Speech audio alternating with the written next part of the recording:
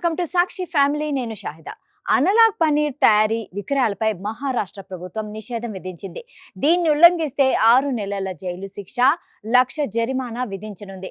ఈ పన్నీర్ తినడం వల్ల మరణం సంభవిస్తే శిక్ష తీవ్రత పెరుగుతుంది. యావజ్జీవ కారాగార శిక్ష, 10 లక్షల జరిమానా ఎదుర్కోవాల్సి వస్తుందని ప్రభుత్వం తెలిపింది.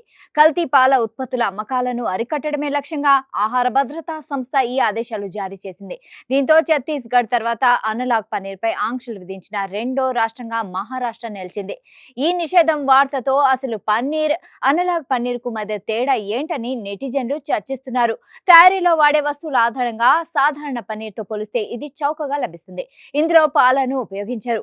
పామాయిల్ వంటి వెజిటేబుల్ ఆయిల్ ను ఉపయోగిస్తారు. దీంతో పాటు స్టార్చ్, పాల పొడిని వాడుతుంటారు. చూడ్డానికి అసలు పన్నీర్ లాగే కనిపించినప్పటికీ దాంతో పోలిస్తే సగం ధరకే దొరుకుతుంది.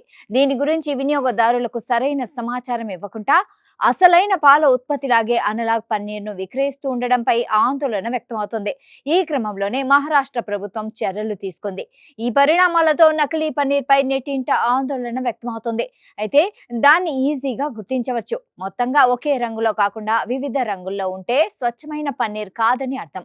ముదురు, పసుపు రంగులో ఉన్న అనుమానించాల్సిందే. ఒక పన్నీర్ ముక్కను నలిపి చూస్తే కొద్దిగా మెత్తగా తగులుతుంది. అదే రబ్బర్లా సాగిందంటే అది నకిలీ పన్నీరే.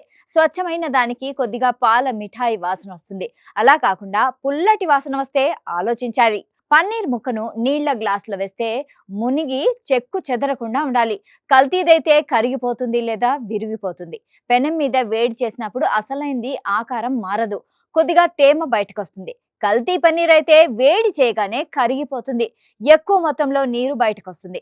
తక్కువ ధరకు లభించే పన్నీర్ ఉత్పత్తుల విషయంలో అప్రమత్తంగా ఉండాలని, సాధ్యమైనంత వరకు ఇంట్లో తయారు చేసుకోవాలని నిపుణులు సూచిస్తున్నారు.